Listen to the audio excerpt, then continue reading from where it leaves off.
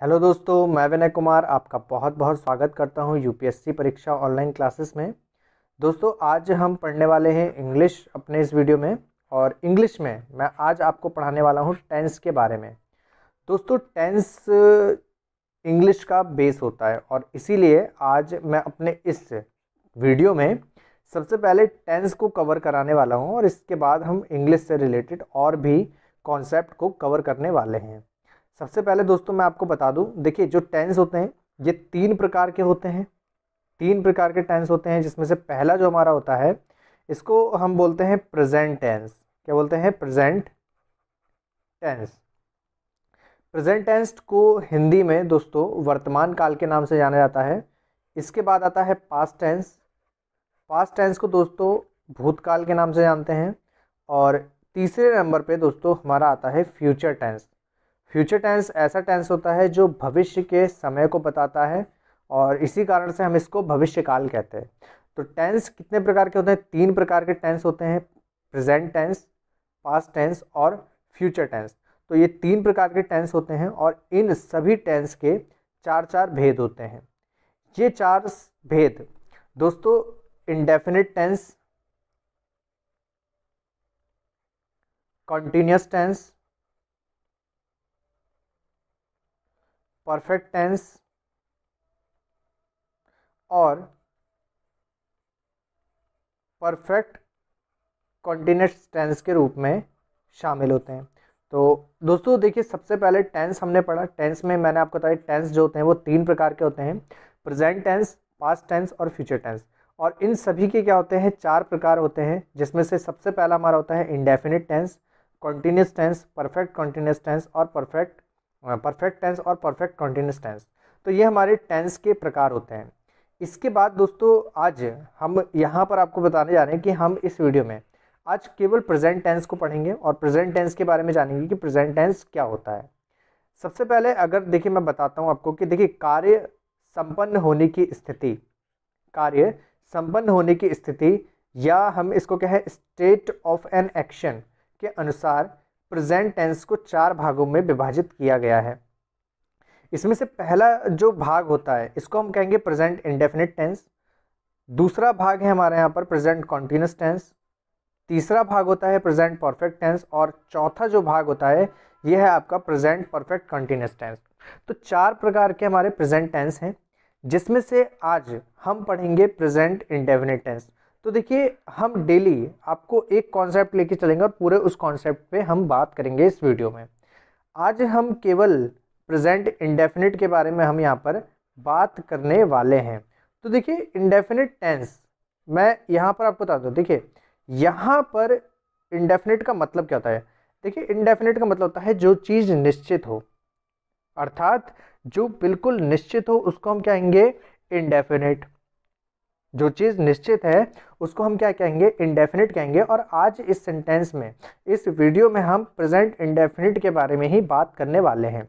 जैसे कि यहाँ पर मैं आपको एक देखिए बात बताता हूँ। देखिए सबसे पहली बात तो इंडेफिनिट का मतलब है जो चीज़ निश्चित हो। जैसे कि पृथ्वी सूरज के चक्कर लगाती है। तो यहाँ पर मैंने क्या लिख दिया? एक सेंटेंस लिखा है, नॉर्मली सेंटेंस है। और यहाँ पर हमें क्या पता चला है? देखिए इस सेंटेंस से क्या पता चल रहा है कि पृथ्वी जो है वो सूरज के चक्कर लगाती है, यानी कि ये काम क्या है? निश्चित है। ठीक है, काम क्या है? चक्कर लगाना पृथ्वी का निश्चित है। पृथ्वी क्या करती है? सूरज के चक्कर निश्चित रूप से लगाती है, यानी कि क्या है? ये डेफिनेट काम है। और इन्हीं डेफिनेट काम को हम प्रेजेंट इंडेफिनिट टेंस में शामिल करेंगे। ठीक, जैसे कि अब नॉर्मली एक और सेंटेंस में देता हूं। जैसे कि यहाँ पर बात करते हैं धोबी, धोबी कपड़े धोता है। ठीक है, तो धोबी कपड़े धोता है। अब इस सेंटेंस पे अगर हम बात करें तो देखिए धोबी का काम क्या है? कपड़े धोने का। तो ये भी बात क्या है? यहाँ पर निश्चित हो रही है। तो इस प्रकार के सेंटेंस क्या होते हैं?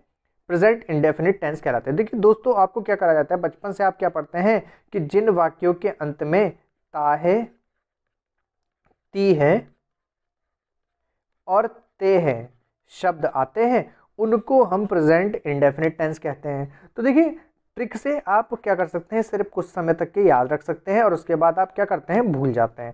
फिलहाल आपको पूरा कॉन्सेप्ट याद होना चाहिए, और कॉन्सेप्ट ये कह रहा है कि पृथ्वी सूरज के चक्कर लगाती है तो लगाती है, धोबी कपड़े धोता है तो धोता है, और गाय घास चरती है। तो देखिए गाय घास चरती है। तो देखिए अभी मैं आपको इंग्लिश नहीं बता रहा हूँ, देखिए इंग्लिश बताने से पहले है आपको सेंटेंस के बारे में पूरी जानकारी होनी चाहिए। जैसे कि गाय घास चरती है, तो देखिए यहाँ पर गाय का क्या काम होता है, चरने का, तो वो चरती है, यानी कि बिल्कुल डेफिनेट कि हाँ चरती है। तो ये क्या हो गया, प्रेजेंट इंडेफिनिट टेंस हमारा हो गया। ठीक है, इसी प्रकार से जब हम कंटिन्यूस टेंस आपको पढ़ाएंगे, प्रेजेंट कंटिन्यूस पढ़ाएंगे, प्रेजेंट परफेक्ट पढ़ाएंगे, और प्रेजेंट परफेक्ट कंटिन्यूस टेंस जब आपको मैं कराऊंगा तो आपको बिल्कुल डिटेल से बताऊंगा कि आपके इस सेंटेंस की खासियत क्या होती है। जैसे कि जब हम इंडेफिनिट की बात कर रहे हैं तो ये काम क्या है, बिल्कुल निश्चित है, जो होना है। ठीक, निश्चित है, होना है, इसी को हम क्या कहते हैं, प्रेजेंट इंडेफिनिट टेंस कहते हैं।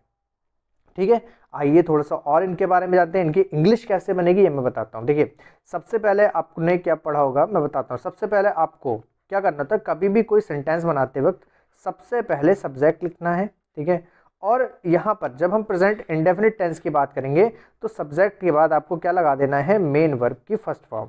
ठीक है, मेन वर्ब की जब फर्स्ट फॉर्म आप लिखेंगे तो उसके बाद आपको एस या ई एस लगाना है, और प्लस लास्ट में आपको लिखना है ऑब्जेक्ट।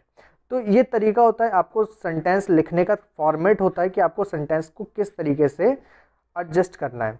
ठीक है, जैसे कि यहीं पर अगर मैं आपको एक सेंटेंस दूं कि लिखा है कि वह पत्र लिखता है। ठीक है, तो मैंने यहाँ पर क्या लिख लिया, वह पत्र लिखता है, इस सेंटेंस को लिख लिया है। अब यहाँ पर आपको करना क्या है, सेंटेंस को चेंज करना है, इंग्लिश में ट्रांसलेट करना है इंग्लिश में। और हमारा ये सेंटेंस कौन सा है, प्रेजेंट इंडेफिनिट का है। क्यों, क्योंकि यहाँ पर देखिए ता है आ रहा है, एक तो ये आपकी ट्रिक हो गई, और प्लस यहाँ पर वह पत्र लिखता है, तो जाहिर सी बात है वो लिख रहा होगा, तभी तो कहा जा रहा है कि वह पत्र लिखता है। ठीक है, तो यहाँ पर हम क्या करेंगे, सबसे पहले हम अपना सब्जेक्ट ढूंढेंगे। सब्जेक्ट कौन है हमारा यहाँ पर, वह, और इसका काम क्या है, यह काम क्या कर रहा है, पत्र को लिखने का काम कर रहा है, और जो काम करता है उसे सब्जेक्ट बोलते हैं, कर्ता बोलते हैं। तो सब्जेक्ट है हमारा वह, और वह की इंग्लिश होती है ही। ठीक है, अगर लड़का है तो ही लगेगा। ठीक है, वह पत्र लिखता है, पत्र लिखने की। ठीक है, देखिए यहाँ पर मेन वर्ब लगाना है आपको, मेन वर्ब क्या है, लिखना, लिखना उसका काम है, तो यहाँ पर आएगा राइट। ठीक है, क्या आ जाएगा, राइट। अब अगर देखिए यहाँ पर समझा देते हैं, अगर आप जो सब्जेक्ट यूज कर रहे हैं वो अगर सिंगुलर सब्जेक्ट है, सिंगुलर सब्जेक्ट है, तो आपको एस या ई एस का यूज करना है। ठीक है, मेन वर्ब के साथ एस या ई एस का यूज करना है। अगर सब्जेक्ट कैसा है, प्लूरल सब्जेक्ट है, तो आपको एस या ई एस का यूज नहीं करना है। साथ ही साथ एक बात और याद रखिए, देखिए जो भी मैं बता रहा हूँ पहले तो आप इसको नोट करते हुए चलिए मेरे साथ साथ। ठीक है, और दूसरी बात, जो भी बात मैं बताऊं उसको आपको दिमाग में बैठा लेना है बिल्कुल अच्छे तरीके से। सब्जेक्ट यहाँ पर देखिए हमारा क्या हो रहा है, सब्जेक्ट जब हमारा सिंगुलर सब्जेक्ट है तो आपको एस या ई एस का यूज़ करना है। जब ये सब्जेक्ट कैसा हो जाएगा, प्लूरल सब्जेक्ट हो जाएगा, तो एस या ई एस का यूज़ नहीं करना है।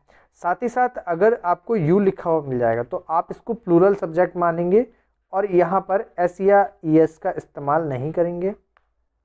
जब आपको आई मिलता है तो भी आप सेम यही रूल फॉलो करेंगे कि इसको भी प्लूरल सब्जेक्ट मान के, ठीक है, एस या ई एस का इस्तेमाल नहीं करेंगे। हालांकि आई जो है वो सिंगुलर सब्जेक्ट होता है, फिर भी हम क्या करते हैं, इसको प्लूरल मानते हैं और एस या ई एस का प्रयोग नहीं करते हैं। तो ये छोटी छोटी जो बातें होती हैं, अगर आप इन बातों को बिल्कुल दिमाग में बिठाते हुए चलेंगे तो इंग्लिश एक दिन आपकी बहुत ही अच्छी हो जाएगी। तो यहाँ पर मैंने आपको क्या समझा दिया कि जब भी आपको प्लूरल सब्जेक्ट मिलेगा तो आपको एस या ई एस का इस्तेमाल नहीं करना है। जब आपको सिंगुलर सब्जेक्ट मिल जाएगा तब आपको एस या ई एस का इस्तेमाल करना है। अब दोस्तों आगे बढ़ते हैं हम यहाँ पर, ठीक है, आगे करेंगे। देखिए यहाँ पर समझा रहे थे कि देखिए वह की इंग्लिश क्या हो गई, यहाँ पर ही हो गई, पत्र लिखता है, तो देखिए लिखने की क्या हो गई, राइट हो गई। और यहाँ पर हमें क्या करना है, राइट, ही क्या है, सिंगुलर सब्जेक्ट है, तो यहाँ पर हम एस का यूज़ करेंगे, तो ये हो जाएगा ही राइट्स, और पत्र लिखने के लिए होगा अ लेटर। ठीक है, क्या हो जाएगा, ही राइट्स अ लेटर। तो देखिए आ का यहाँ पर यूज़ क्यों हो रहा है, कि जब भी कभी भी आप डेफिनेट, ठीक है, डेफिनेट शब्दों को लिखते हैं तो वहाँ पर एक आर्टिकल लगता है ए, ठीक है। तो यहाँ पर क्या कर रहा है, ही राइट्स अ लेटर, वह पत्र लिखता है, ठीक है। तो यहाँ पर वह पत्र लिखेगा तो एक ही पत्र लिखेगा एक बार में, तो यहाँ पर अ लेटर यहाँ पर यूज हो जाएगा। तो इस प्रकार से मैंने यहाँ पर इस सेंटेंस को क्या कर दिया, चेंज कर दिया, ही राइट्स अ लेटर। दोस्तों आगे बढ़ते हैं, आगे कुछ बातें करते हैं इंपॉर्टेंट। दोस्तों जब हम बात करते हैं सिंपल प्रेजेंट टेंस की, तो ये हमारा जो होता है ना, ये सिंपल प्रेजेंट टेंस, ये हमारे प्रेजेंट इंडेफिनिट टेंस भी होते हैं। फिर इसके बाद हम प्रेजेंट कॉन्टिन्यूस टेंस पढ़ेंगे, और तीसरे नंबर पे हम प्रेजेंट परफेक्ट टेंस पढ़ेंगे, और चौथे नंबर पे हम प्रेजेंट परफेक्ट कॉन्टिन्यूस टेंस भी पढ़ेंगे। दोस्तों फिलहाल हम इस चीज़ को देखिए अभी आगे कंटिन्यू करते हैं प्रेजेंट इंडेफिनिट को। और यहाँ पर मैं एक सेंटेंस आपको दिखा रहा हूँ जिसमें आपको कई सारे पार्ट दिखाई देंगे। जैसे कि आप पहले सेंटेंस पे अगर ध्यान दें तो यहाँ पर लिखा है वह खेलता है।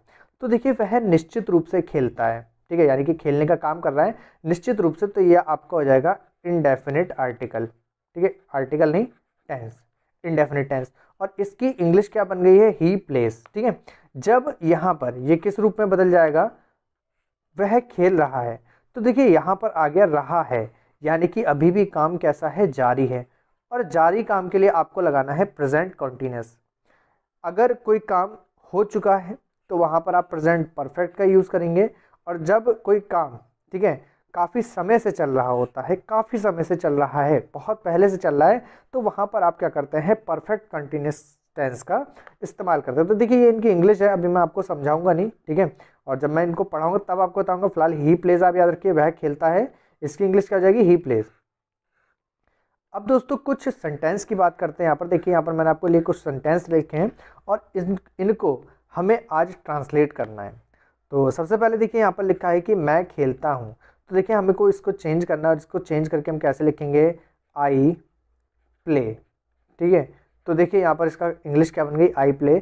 सबसे पहले मैंने सब्जेक्ट लगाया, उसके बाद मैंने क्या लगा दिया, यहाँ पर मेन वर्ब लगा दिया। और जब भी मैंने आपको बताया था कि आई के साथ आपको एस या ई एस का इस्तेमाल नहीं करना है, ठीक है।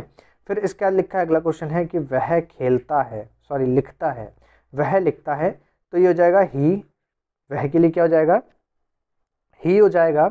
और लिखने के लिए हम यूज़ करते हैं राइट, ठीक है, राइट।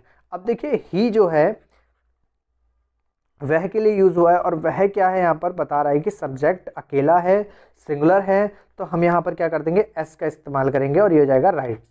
इसी प्रकार से देखिए लिखा है सूरज पूरब में उगता है। तो देखिए यूनिवर्सल ट्रुथ है, ठीक है, यूनिवर्सल ट्रुथ, यानी कि बात बिल्कुल निश्चित है। जब भी कभी सेंटेंस में यूनिवर्सल ट्रुथ आता है तो वो प्रेजेंट इंडेफिनिट का ही पार्ट होता है, इसको भी आप बिल्कुल दिमाग में बिठा लीजिए। सूरज पूरब में उगता है, तो इसकी जो इंग्लिश हो जाएगी देखिए क्या होगा, सन,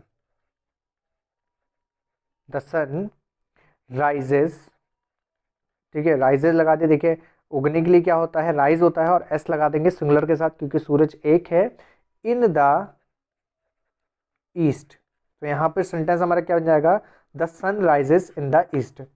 इसके बाद अगर हम बात करें तो देखिए लिखा है ट्रेन यहाँ आती है। तो ट्रेन यहाँ आती की क्या हो जाएगी, देखिए यहाँ पर आने का काम कौन कर रही है, ट्रेन, ठीक है। तो अब यहाँ पर ट्रेन यहाँ, ये जो यहाँ वर्ड है इसकी इंग्लिश क्या होगी, तो इसको हम सब्जेक्ट मानेंगे यहाँ के लिए, ठीक है। तो यहाँ के लिए हमने पहले क्या लगाया, हेयर, ठीक है, ध्यान रखिए हेयर, फिर लगेगा आपका कम्स, ठीक है, हेयर कम्स द ट्रेन, ठीक है। तो ये सेंटेंस आपके लिए देखिए यहाँ पर इंपॉर्टेंट हो गया है, और यहाँ पर आप नॉर्मली क्या करते, द ट्रेन कम्स हेयर करते, फिलहाल वो सेंटेंस यहाँ पर क्या हो जाएगा आपका 100% सही नहीं होगा। हमारे यहाँ पर सेंटेंस क्या होगा, हेयर कम्स द ट्रेन, बिल्कुल ही अच्छा और आपके लिए 100 आउट ऑफ 100 नंबर दिलाने वाला टेंस है यहाँ पर। वह सदा सच बोलता है, वह सदा सच बोलता है, और इसको आपको कैसे करना है, देखिए वह की इंग्लिश क्या होगी, यहाँ पर वह की इंग्लिश बोलिए, वह की इंग्लिश होती है ही, ठीक है। तो ही लगाया, देखिए अगर ये बोलती होता तो शी लगेगा, ठीक है। तो वह सदा सच बोलता है, तो देखिए ही ऑलवेज, ठीक है, यहाँ पर क्या गया, ही ऑलवेज स्पीक्स। तो देखिए ऑलवेज यहाँ पर वर्ब का काम नहीं कर रहा है, बोलने का काम होता है, ठीक है, बोलना जो होता है वो काम होता है, तो यहाँ पर स्पीक्स हो जाएगा, ही ऑलवेज स्पीक्स द ट्रुथ। ठीक है, तो क्या हो गया, ही ऑलवेज स्पीक्स द ट्रुथ। फिर इसका लिखा है मैं रोता हूँ। तो देखिए रोने की स्पेलिंग इंग्लिश होती है वीप, और रोने का काम कौन कर रहा है, मैं, तो आई, और ये हो जाएगा वीप। इसके बाद अगला क्वेश्चन है, देखिए रमेश सुबह 6 बजे घूमने जाता है। तो देखिए रमेश सुबह 6 बजे घूमने जा रहा है, यहाँ पर देखिए टाइम दे रखा है, तो अब आप इसमें कंफ्यूज मत होइएगा। जब हम यहाँ पर बात कर रहे हैं, देखिए रमेश सुबह 6 बजे घूमने जाता है, तो यहाँ पर सुबह 6 बजे ये महेश का सॉरी रमेश का काम है कि वो सुबह 6 बजे निश्चित ही जाता है। तो अब इसको जब हम इंग्लिश में बनाएंगे तो देखिए लिखा जाएगा रमेश, ठीक है, और जाने की इंग्लिश होती है गो, तो ये हो जाएगा SES लग के गोज, रमेश गोज, और यहाँ लिखा जाएगा फॉर। ठीक है, Ramesh goes for uh walk. जब भी हम घूमने के लिए, टहलने के लिए जाते हैं, तो हम वहाँ पर फॉर के साथ अ वॉक का यूज़ करते हैं। Ramesh goes for a walk. ठीक है, और कितने बजे जाता है, तो ये हमारा टाइम लास्ट में लिखा जाता है एट 6 o'clock या 6 AM, जो आपको अच्छा लगे आप वो लगा सकते हैं। ठीक है, तो यहाँ पर क्या हो गया, Ramesh goes for a walk at 6 AM। अगला देखिए यहाँ पर लिखा है मेरे पिताजी साया 7 बजे आते हैं। तो देखिए 7 बजे आते हैं, तो जाहिर सी बात है कहीं ऑफिस में जा रहे होंगे, कहीं ड्यूटी करने जा रहे होंगे, तो वहाँ से लौटकर कितने बजे आ रहे हैं, 7 बजे लौटकर आ रहे हैं। तो इसी प्रकार से यहाँ पर इसका सेंटेंस हो जाएगा, देखिए मेरा पिताजी सब्जेक्ट है, और यहाँ पर हो जाएगा माई फादर। ठीक है, माई फादर। ठीक है, माई फादर कम्स होम। ठीक है, कम्स होम, घर के लिए क्या हो गई, होम्स। तो दोस्तों यहाँ पर याद रखिए, कभी भी क्या होता है ना, जब भी हम घर के लिए लगाते हैं, ठीक है, घर की इंग्लिश से पहले हम टू का इस्तेमाल नहीं करते, तो यहाँ पर डायरेक्टली होगा माई फादर कम्स होम। अगर ये ऑफिस होता, ठीक है, तो ये हो जाता my father comes to home, come to office. ठीक है, तो इस तरीके से आप याद रखिएगा। तो यहाँ पर क्या हो जाएगा, माई फादर कम्स, अच्छा ऐसे नहीं लगा, माई father comes home at 7 PM। तो देखिए समय से पहले मैंने एट का यूज़ करा है दोनों जगह, ये भी आप यहाँ पर याद कर लीजिए कि समय से पहले हम क्या करते हैं, एट का यूज़ करते हैं। 9 नंबर का टेंस दोस्तों कह रहा है कि हमारा कॉलेज जुलाई के महीने में खुलता है। तो देखिए हमारा कॉलेज, ये पूरा क्या हो जाएगा, यहाँ पर सब्जेक्ट का काम करेगा, तो यहाँ पर लिखेंगे अवर कॉलेज। ठीक है, तो कॉलेज लिख लेते हैं यहाँ पर, एक मिनट। ठीक है, तो देखिए अवर कॉलेज यानी कि हमारा कॉलेज मैंने लिख लिया। अब जुलाई के महीने में खुलता है, इसकी हम क्या करते इंग्लिश बनाएंगे। तो देखिए काम क्या हो रहा है यहाँ पर, खुलने का हो रहा है, तो ये जाएगा ओपन्स। ठीक है, तो ओपन होता है, ओपन के साथ मैंने एस लगा दिया, ओपन्स। और कब खुलता है, in the month of July, जुलाई के महीने में। तो ये हमारा यहाँ पर सेंटेंस बन गया। अगला क्वेश्चन है, टेंस है, हम हर वर्ष शिमला जाते हैं। तो देखिए हम यहाँ पर सब्जेक्ट का काम कर रहा है, तो यहाँ पर हम के लिए इंग्लिश लग जाएगी वी, और जाने की इंग्लिश होती है गो, और वी जो होता है वो कई सारे लोगों को संबोधित कर रहा है, तो यहाँ पर हम इसको प्लूरल मानेंगे और एस या ई एस का इस्तेमाल नहीं करेंगे। ठीक है, तो यहाँ पर क्या हो जाएगा, हम, ठीक है, क्या हो जाएगा, हम जाते हैं। ठीक है, यहाँ लिखा है हर वर्ष शिमला जाते हैं, तो हम की इंग्लिश लगा दी मैंने वी, और गो हो गया जाने के लिए। ठीक है, और इसके बाद हम कहाँ जा रहे हैं, टू शिमला। तो देखिए अब जाने की इंग्लिश मैंने मैं टू का इस्तेमाल कर रहा हूँ, जबकि होम होता तो यहाँ पर टू का इस्तेमाल नहीं होता। We go to Shimla every year. ठीक है, तो ये आ गया एक्स्ट्रा वर्ड एवरी ईयर। तो यहाँ पर ये मेरा क्या हो गया, सेंटेंस आपको मैंने बिल्कुल बना के दिखाया। और आज आपको प्रेजेंट टेंस की अगर वीडियो अच्छी लगी तो प्लीज़ कमेंट जरूर करना और बताना कि आपको वीडियो कैसे लगी। और दोस्तों मैं बहुत जल्द लाइव क्लास करने की सोच रहा हूँ, और आपको मैं शेड्यूल बता दूंगा लाइव क्लास का। और प्लीज़ अगर आपको लाइव क्लास चाहिए तो प्लीज़ आप मुझे कमेंट करके ज़रूर बताइएगा। ठीक है, इतना काम कर दीजिए ताकि मैं जल्दी से जल्दी लाइव क्लास और लाइव वीडियो आपके लिए ला सकूँ। आज के लिए इतना ही, मिलते हैं कल नई वीडियो के साथ, तब तक के लिए धन्यवाद, बाय बाय।